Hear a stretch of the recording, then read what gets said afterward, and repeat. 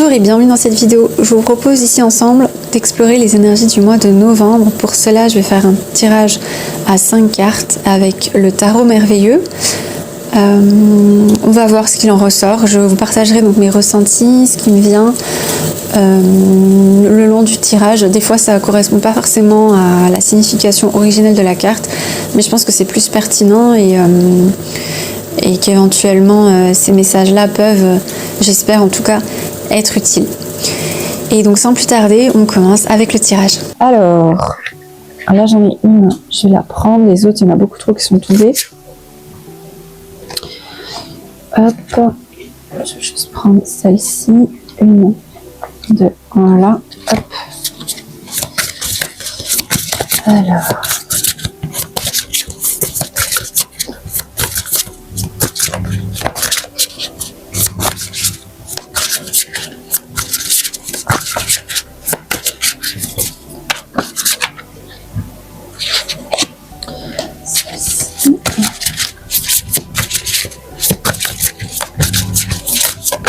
Hop là. Bon, là j'en ai deux, je vais les prendre toutes les deux. 4 et 5. Ok, on va essayer de remettre ça bien. Que tout soit bien visible. Hop. Voilà. Ok.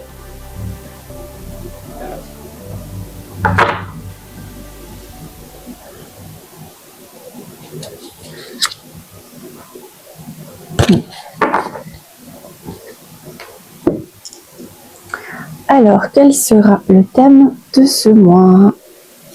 On a l'ermite. Ok. L'ermite, on a quelqu'un qui est assis en pleine nature, qui écrit.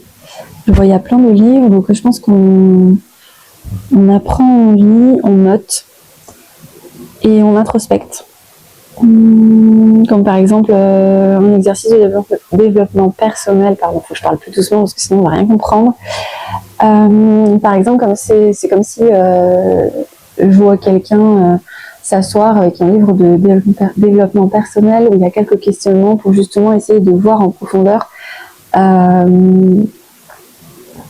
identifier des choses qui sont importantes de faire ressortir, sur lesquelles il faut se concentrer. Par exemple, on entend beaucoup en ce moment, ça fait un moment, par exemple, des blessures de l'enfance, des souvenirs, des rêves totalement laissés de côté, et aussi éventuellement des peurs qu'on a et comment dire, qui viennent affecter notre quotidien en tant qu'adulte.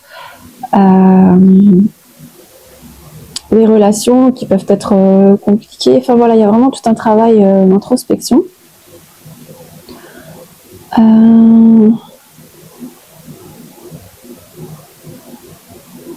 Et la bougie me dit que, en plus on est dehors, donc il n'y a pas d'enfermement, c'est pas cloîtré, on vient vraiment mettre la lumière sur des choses.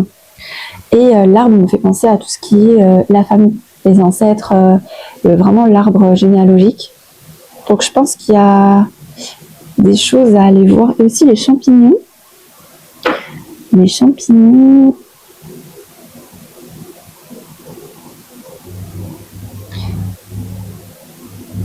Là, la période de l'automne, c'est vraiment là où c'est vraiment la période où est-ce qu'on laisse tomber des vieilles croyances. On vient terminer avec plein de choses. C'est comme les arbres qui font les feuilles tombent en fait. Et nous on fait pareil. On laisse derrière nous ce qui n'a plus lieu d'être. Et là c'est vraiment introspectif. Hein. C'est vraiment on va chercher en nous. On essaie de s'écouter, on essaie d'aller puiser, de comprendre. Et on appuie nos recherches avec des livres. Alors là, c'est un peu... on peut faire des recherches sur Internet aussi, mais il y a peut-être des livres comme ça de développement personnel ou psychologie ou qu'est-ce. Mais pour moi, ouais, c'est plus introspectif que maintenant étudier quelque chose, un métier ou quoi, ou extérieurement. C'est vraiment, comme c'est l'ermite en plus, pour moi, c'est vraiment intérieur et on est à l'extérieur, en plein air, pour justement faire ressortir ce qui est en nous. il est caché, il a une cagoule, il a une capuche, pardon. Donc c'est vraiment intérieurement, on vient chercher intérieurement pour mettre la lumière dessus, comprendre, accepter et guérir. En tout cas, identifier et travailler sur ça.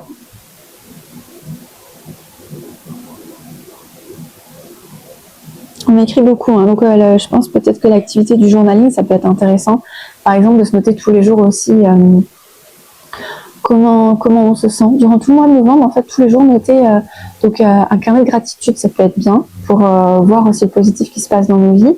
Et un carnet, on écrit un petit peu tout, comme un espèce de journal intime. Et on vient se livrer, simplement. On vient vraiment expliquer sa journée, comment on se sent le matin, quel est le bilan de la journée, le soir. Pour essayer de voir et à la fin du mois réussir à faire un peu un bilan. Alors l'idéal c'est peut-être de ne pas attendre la fin du mois puisque là on est vraiment en train d'introspecter et de mettre la lumière dessus. C'est qu'à mon avis on note et on essaye de voir il y a quelque chose qui peut peut-être émerger de ces notes. On va se rappeler de choses, d'émotions et peut-être que ça va, le fait de réécrire là-dessus, on va peut-être nous rappeler un souvenir ou une expérience passée et ce sera peut-être intéressant de se pencher dessus, d'analyser, de comprendre, tiens, est-ce que cette expérience passée m'a pas laissé des séquelles que je me traîne aujourd'hui et qui ont tendance à poser problème dans mon quotidien. Et qu'est-ce que je peux faire du coup pour changer ça et pour me sentir mieux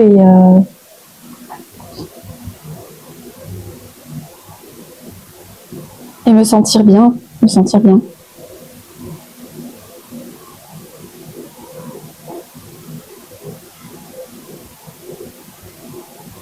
Ça, c'est quelque chose qui est toujours intéressant de faire de toute façon, parce que aller chercher en soi, aller s'interroger, s'écouter, ouvrir notre trésor intérieur, il y a plein d'informations qui nous permettent aussi de résoudre des problèmes dans notre quotidien, dans notre présent. Que ce soit au niveau relationnel, que ce soit au niveau ambition de travail, projet, que ce soit... le avant conditionne notre après. Et là aujourd'hui, ce serait peut-être intéressant effectivement d'aller voir. Il y a aussi cette idée avec l'arbre peut-être d'identifier des choses qui se répètent dans l'arbre généalogique. Identifier peut-être, je sais pas, des choses qui se répètent en tout cas de génération en génération. Ça peut être des choses totalement anodines, comme ça peut être des choses comme des maladies, comme ça peut être des professions, des prénoms, des dates. C'est super intéressant de faire un travail de constellation familiale ou de faire son génosociogramme pour voir ce qu'il en ressort. Alors c'est sûr que c'est plus facile quand on a suffisamment de membres de la famille qu'on peut questionner.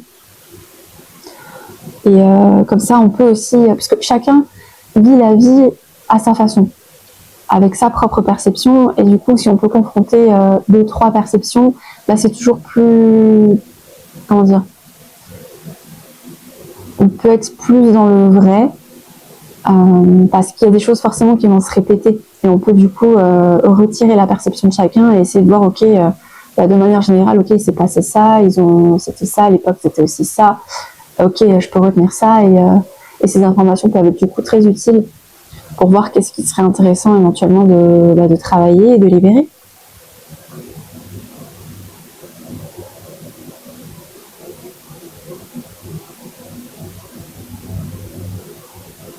Ok. Très intéressant. Donc ce sera le thème de ce mois-ci. La deuxième carte, donc c'est l'influence des mois passés qui pourrait affecter ce mois.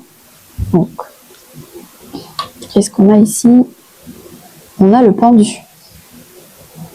On a le pendu et on a 3 chauves-souris, mais une qui est à l'endroit. Et on a toujours cet arbre. C'est faux ? Je sais pas pourquoi, là, je pense tout de suite à, par exemple, le patriarche ou le matriarche, en fait, responsable de famille, chef de famille. Homme ou femme, hein. Des fois, c'est les femmes qui gèrent Des fois, c'est les hommes. Après, il y a des familles tellement différentes, monoparentales. Voilà, il y a un petit peu de tout. Là, j'ai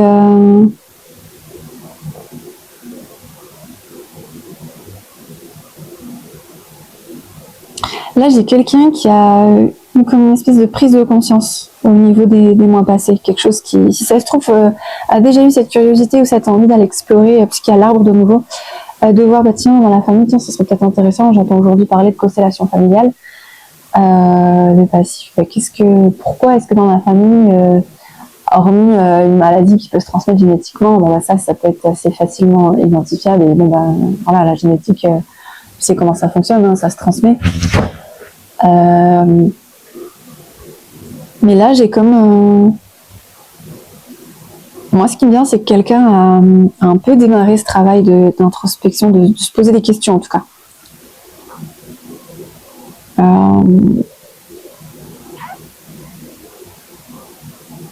Ou alors, j'ai encore autre chose qui me vient, c'est que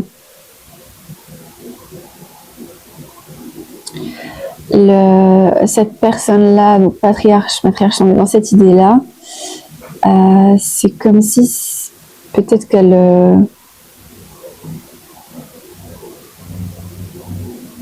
elle est tellement puissante qu'elle empêche les autres de sortir de leur...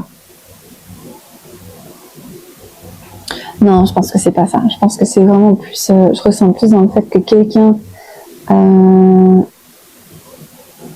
a changé de point de vue, de vision. Assez ouvert, vraiment un éveil. Ouais, non, je suis plus sur ça. Je suis plus vraiment dans l'éveil, puisque le pendu, quand il est à l'envers, c'est vraiment... on est bloqué et il faut changer de point de vue. Et là, cette chauve-souris-là, elle se retourne. Donc ça doit être le reste des membres de la famille. On est vraiment sur un arbre généalogique, hein, pour moi. Vraiment, l'arbre de la famille, ça peut être les parents, l'enfant, peu importe. Mais en fait, et cette personne-là, elle a peut-être pas un rôle avec des grosses responsabilités du fait qu'elle soit en haut de l'arbre, mais c'est juste que cette personne-là, du fait de son éveil, va pouvoir apporter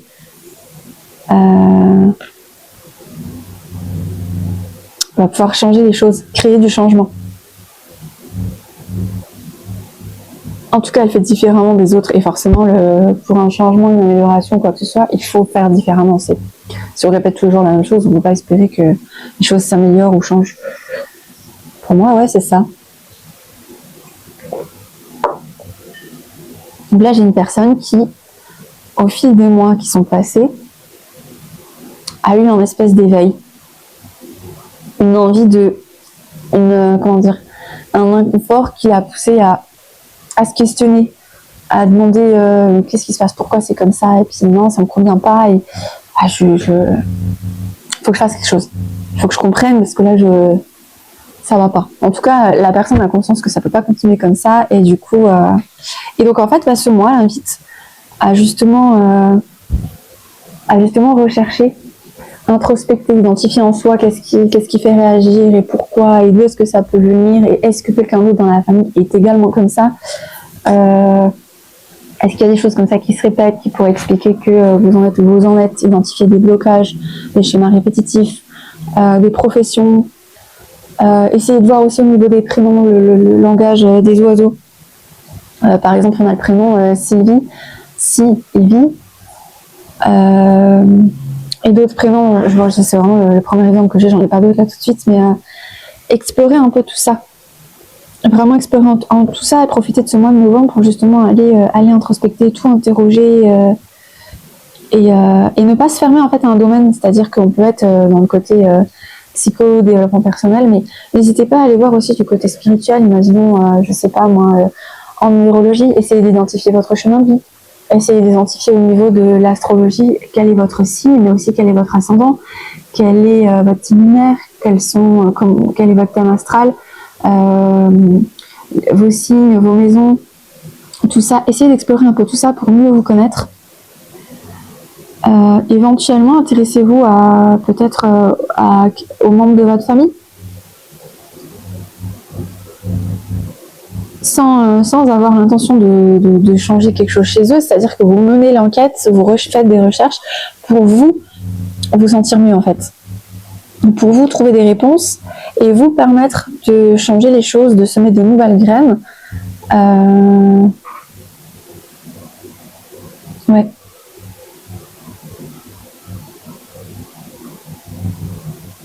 On respecte toujours le libre arbitre de chacun, même si les autres ça les intéresse pas ou quoi. Là, c'est vraiment dans une idée pour vous libérer, pour essayer de vous guérir ou bien de vous permettre de sortir d'une situation un petit peu, en tout cas désagréable, quoi. Alors, c'est très général hein, ce que je raconte, ça peut concerner quasiment tout le monde. Mais après, je suis pas sûre que tout le monde soit vraiment dans une démarche là, actuelle d'introspection et qu'il y a eu un éveil là au cours de ces derniers mois, voire le mois dernier, ce mois-ci, pardon. Voilà, il y a tellement d'énergies différentes. Les personnes, par exemple, qui sont hyper ambitieuses, qui ont lancé leur projet et ça se passe bien et il n'y a pas du tout d'histoire d'éveil ou je sais pas quoi, et bah, par exemple, ces personnes-là ne sont pas du tout concernées par ce tirage. Ok. Alors, quelle sera la meilleure attitude à adopter pour ce mois? On a le 3 de denier. Et c'est marrant, on a encore un arbre avec des fruits et on vient récolter les fruits.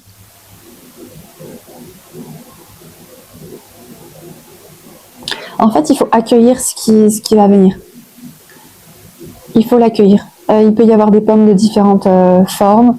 Alors, en général, un pommier donne les mêmes pommes, mais elles peuvent être de tailles différentes. Un peu plus vertes, un peu moins vertes, un peu plus rouges, un peu plus avec un peu de jaune. Il y a vraiment différentes sortes de pommes. En fait, il faudra être en mesure d'être à l'écoute. Voilà, on vous demande d'être ouvert d'esprit, d'être à l'écoute et de réceptionner ce qui vient sans jugement en fait.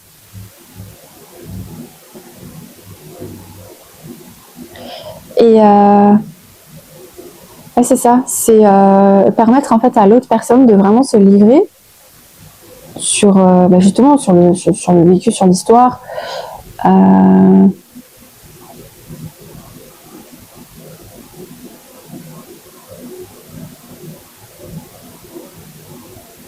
Pour que ça se passe de la manière la plus bienveillante possible. J'ai vraiment cette idée-là, hein, vraiment ça se confirme. J'ai 3-3, le 3 qui se répète. J'ai 3 chauves-souris et 3 ratons laveurs. Il y a quelque chose avec le 3. Il y a dans la numérologie, alors je sais plus, il y a une explication, je crois que c'est... Ah, je sais plus les personnes qui disaient ça. J'avais... En fait, le 1, c'est le premier. Le 2, c'est la femme, donc l'homme, la femme. Et le 3, c'est l'enfant.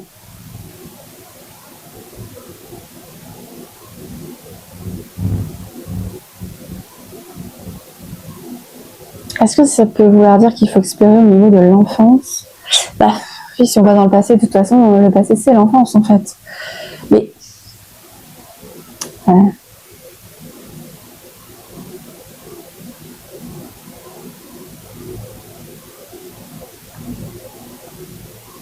Les pommes, je pense à Adam et Ève, un peu l'arbre de la connaissance, tout ça. Il faudra veiller à être prêt aussi. Donc on a cet éveil, cette chose, il faut vraiment se demander, se questionner avant si on est prêt à avoir toutes ces informations. Peut-être que c'est intéressant déjà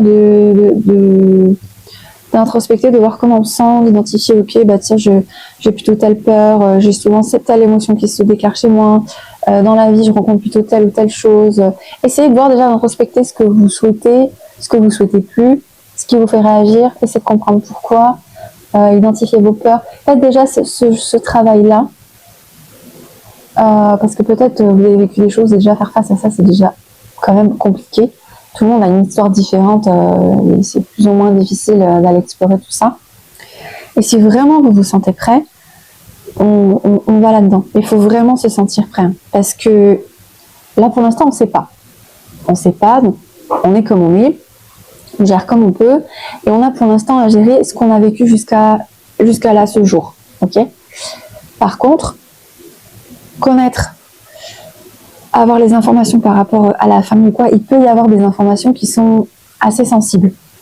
On sait que, voilà, à l'époque, il a pu se passer des choses aujourd'hui aussi. Hein, chaque génération a un peu son vécu et c'est pas toujours très positif. Donc, il peut y avoir des révélations assez hard ou lourdes à entendre.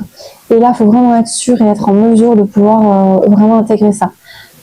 En tous les cas, il ne faut pas faire ça seul, il faut s'accompagner. Si vous vous rendez compte qu'effectivement, il y a besoin de... N'hésitez pas à faire appel aussi à de l'aide. Alors, ça peut être quelqu'un de très proche. Alors, quelqu'un de très proche, ça peut être influencé.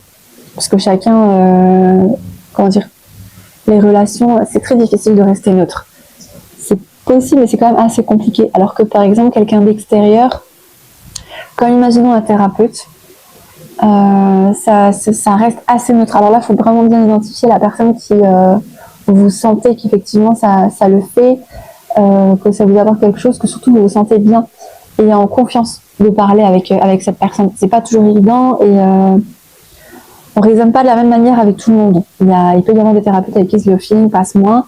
La confiance est moins présente parce que pour c'est quelques raisons, hein, c'est comme ça, c'est tout. Il y a des gens avec qui ça passe bien et d'autres avec qui c'est un petit peu plus compliqué. C'est comme ça, l'humain est... C'est ça, c'est tout, c'est comme ça. Et quand c'est dans ce cadre-là, on n'est pas obligé de se forcer à interagir avec l'autre. Il faut vraiment être à l'aise, en confiance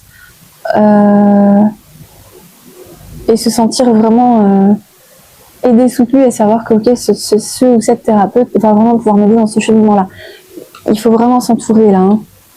Il faut vraiment s'entourer. Je sais pas trop qu'est-ce qu'il y a qui doit ressortir, mais il faut quand même être solide, quoi.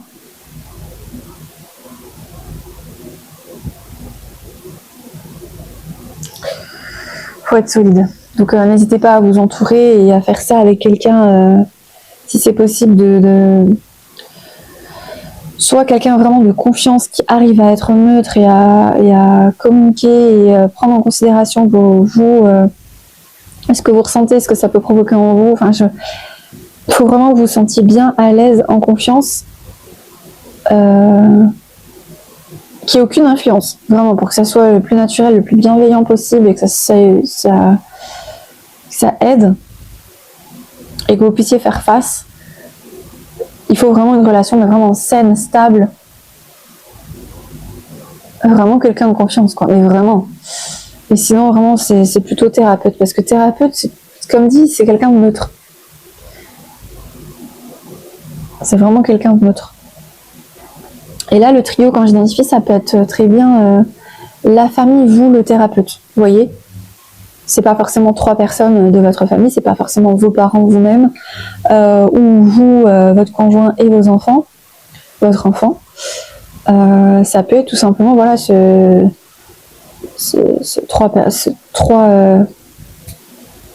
donc vous, votre famille, vos proches, et un thérapeute, une tierce personne.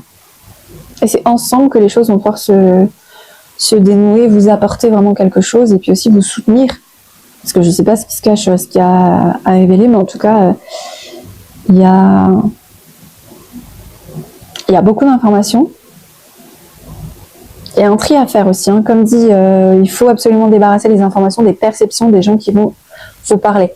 Et il faut un petit peu confronter ce que vous allez entendre à différentes versions. Pour vraiment être sûr de ressortir le nectar en fait, des informations qui vous seront utiles dans votre travail d'introspection pour ce mois-ci. Ensuite, j'aurai en 4e carte l'action qui est à prioriser ce mois-ci. On a le 2 d'épée.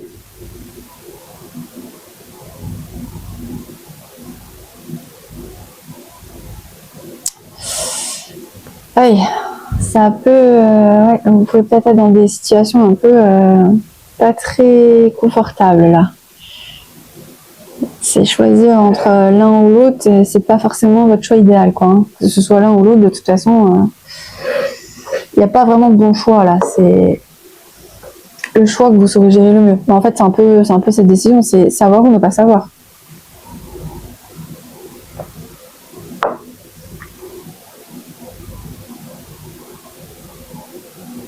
Ça veut dire vraiment vous questionner, vous interroger, être vraiment à l'écoute de comment vous vous sentez. Si vraiment vous êtes prêt à faire face ou si déjà là, la priorité c'est simplement de se concentrer sur déjà juste vous-même et introspecter et puis identifier en vous des choses. C'est peut-être pas forcément le mois où vous allez pouvoir faire tout un vrai parce que c'est quand même un énorme travail, hein. Ça peut prendre du temps, hein. Ça se fait pas en 1-2 jours, ce genre de choses. Il faut aller voir les personnes, les interroger et ce sera pas après en 1 mois. Non, ce gros travail sera pas terminé en 1 mois, quoi. C'est quelque chose qui va durer, qui va prendre du temps et qui sera à continuer. C'est pas que réservé au mois de novembre pour moi.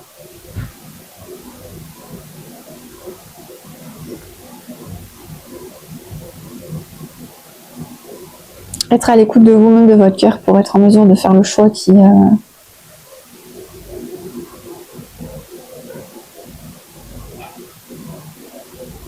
je sais pas ce que c'est, mais a priori il y a des choses un peu après ouais, les arbres, il y a souvent des choses un peu compliquées qui ressortent.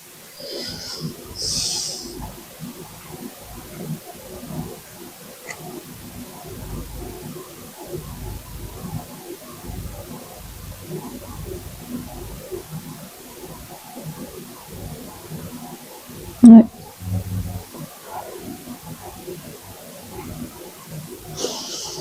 Laissez-vous le temps.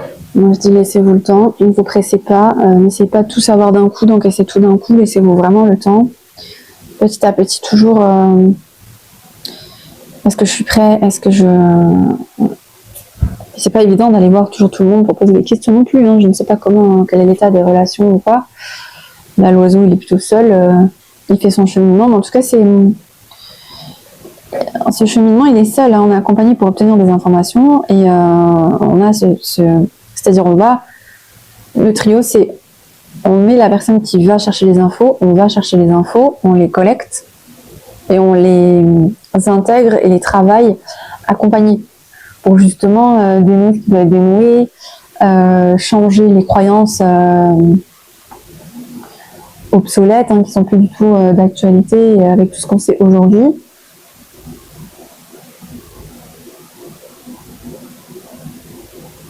Il y a des choses à comprendre. Des comportements qui ne sont plus à faire, des choses qui ne sont pas normales, et qu'il faut prendre conscience pour justement ne pas les répéter. Là pour moi ce que je ressens juste c'est vraiment le fait de faire le choix de ok je suis prêt à entendre ou je suis pas encore, je vais déjà introspecter et voir en moi-même ce qui se passe. Il y a vraiment ce truc là, hein, on est vraiment dans...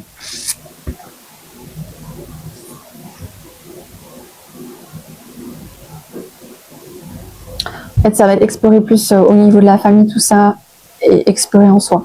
Ça va toujours être l'un comme l'autre. A priori, c'est pas super agréable, mais ça va être bénéfique.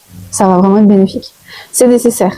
Ce travail-là est nécessaire. Vous pouvez le décaler à peut-être plus tard. Hein. Ça, après, c'est vous qui voyez si vous faites pas. Mais en tout cas, c'est vraiment l'énergie de ce mois, en tout cas. Et enfin, en dernier, j'aurais quel conseil ou encouragement qu'on vous... Oula, le 3 d'épée.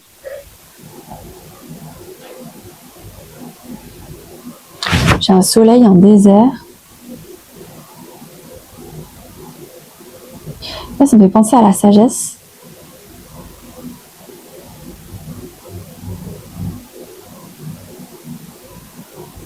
Ça vous appelle vraiment à une ouverture d'esprit. Vraiment une ouverture d'esprit.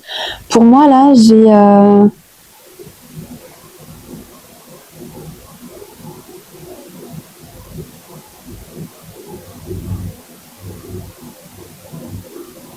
la sagesse, être en capacité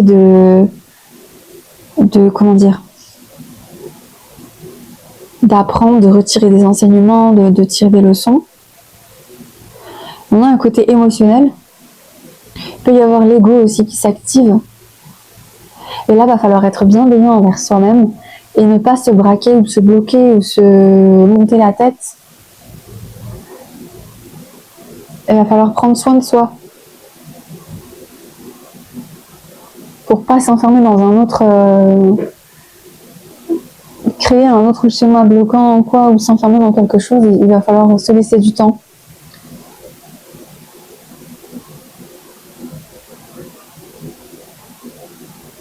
Ouais, c'est un peu...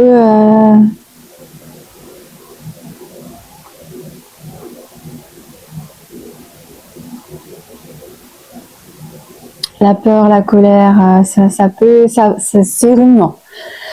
C'est ruminant et il va falloir être en mesure de prendre des moments pour soi, de vraiment être en bienveillance, de se laisser du temps, de pas peut-être tout encaisser d'un coup, d'écrire beaucoup, vraiment, écrivez beaucoup, tout ce qu'on vous dit, comment vous ressentez, ce que ça provoque en vous, est-ce que ça vient activer des choses, est-ce que ça vient vous rappeler des choses.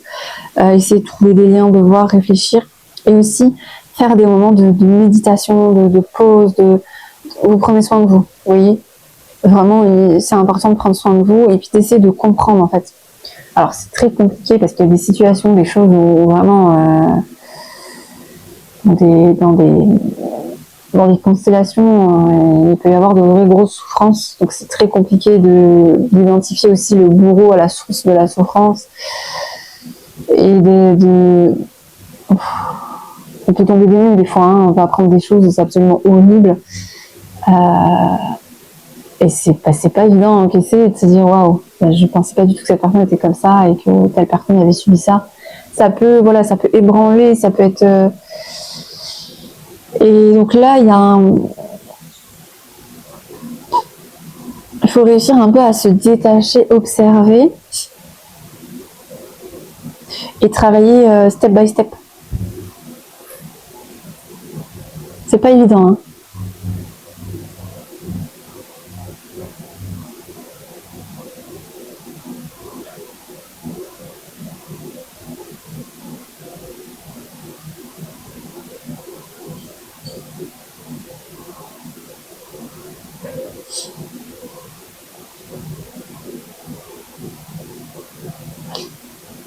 Mais il faut absolument mettre de la lumière sur les choses, rester dans une optique positive, quitte à peut-être avant tout ça de vous noter les objectifs de pourquoi vous entreprenez ce travail-là, l'introspection, tout ça, et d'exploration de passé, de famille, de vraiment essayer de comprendre qui vous êtes, d'où vous venez,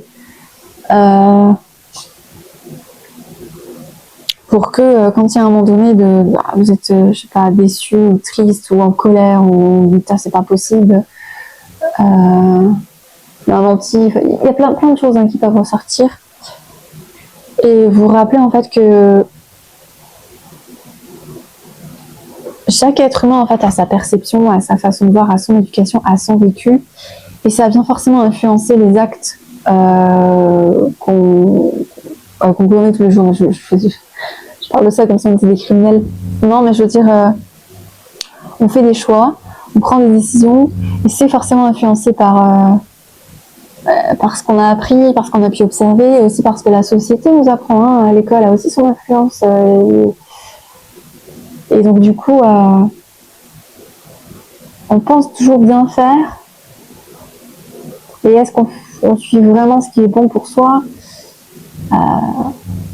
Beaucoup de gens regrettent, hein, par exemple, des parents qui ont donné la fessée à une époque, qui regrettent aujourd'hui.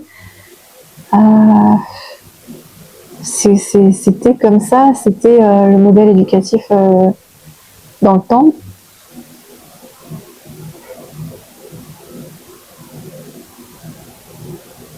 Après, un excès de violence, souvent, ce qui se répète, c'est que quand on a, par exemple, une famille où effectivement il y a un peu d'addiction et de violence, généralement la personne qui a subi et qui a été longtemps victime, elle peut par la suite reproduire totalement ce schéma malgré qu'elle ne le voulait pas. Mais parce que c'est parce qu'on est humain et qu'on n'est pas une machine, on ne peut pas changer comme ça. Il n'y a pas tout le monde qui a la force de prendre un nouveau chemin et créer quelque chose de nouveau, de mieux. Alors certains, oui, et c'est absolument presque héroïque, j'ai envie de dire. Et c'est tout à l'honneur de ces personnes-là. C'est vraiment génial de réussir à faire ça, mais c'est pas évident pour tout le monde. Il n'y a pas tout le monde qui a cette capacité à aller explorer, à se remettre en question et à savoir que il existe autre chose et on peut faire autrement. Il y a des gens qui sont tellement enfermés là-dedans, ils ont toujours vécu ça, ils connaissent que ça, ils sont persuadés qu'il n'y a que cette possibilité-là, qu'il n'y a que ça. Et des personnes, par exemple, un animal qui est enfermé dans une cage, parfois, même si la cage elle est ouverte, il a tellement impliqué que de rester dans cette cage qu'il se sent à force presque en sécurité que dans cette cage.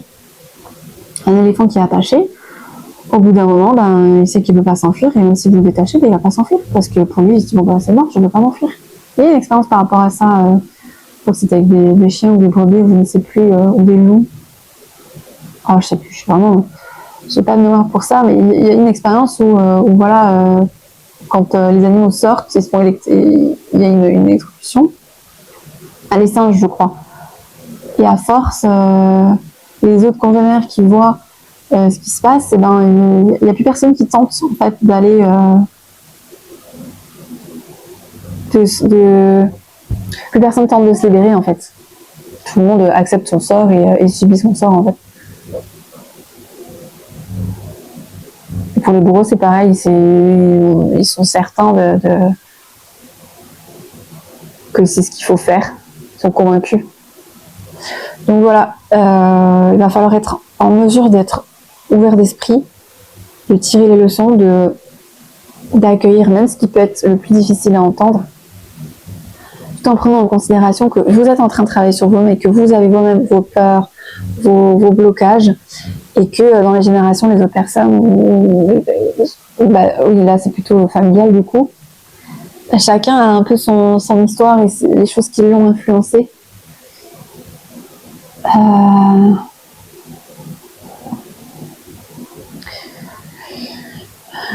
Et tout cet éveil, cette prise de conscience, tout ça, c'est quand même beaucoup plus présent aujourd'hui, depuis ces dernières années, que ça l'était encore il y a, je sais pas moi, 30, 40, 50 ans, quoi.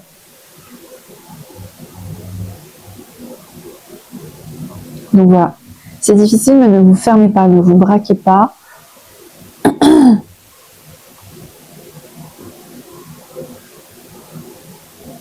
Ne jugez pas froidement. Bien entendu, identifiez des personnes qui peuvent être toxiques, qui n'ont pas du tout envie de se remettre en question, qui ne veulent pas changer, qui ne veulent pas écouter, qui sont toujours dans une violence, qui sont informées dans la truc. Vous ne pouvez rien faire pour ces personnes tant qu'elles ne sont pas elles-mêmes décideuses de ce changement. Et là, vous pouvez juste décider de vous mettre en sécurité et de mettre un terme à ça, de ne pas reproduire la violence, les mots, ou alors ne pas refaire le même métier, ne pas reproduire ce qui ne vous convient pas pour effectuer ce qui vous convient, ce qui vous ressemble. Pour certaines situations, c'est très difficile, hein, je l'entends bien. Et je peux très facilement me mettre à la place justement des personnes qui ont, puisque moi j'ai moi-même fait mon travail, j'ai moi-même fait ce travail-là. C'est très utile, très intéressant. Et sur le coup, il faut accueillir et travailler les émotions, enfin le laisser venir, se laisser du temps d'intégrer tout ça, waouh. Et petit à petit, puisqu'on n'est plus dans cette situation, on arrive à pardonner pour se libérer. Hein. Quand on pardonne, c'est pour se libérer soi. C'est plus que réellement faire quelque chose pour l'autre. C'est pour être en paix soi-même. Eh ben, c'est sacrément intéressant et intense. Donc voilà pour ce mois de novembre. J'espère que ça vous a plu, que ça vous aidera. Et en tout cas, j'ai passé un bon moment et je vous dis à bientôt dans une prochaine vidéo.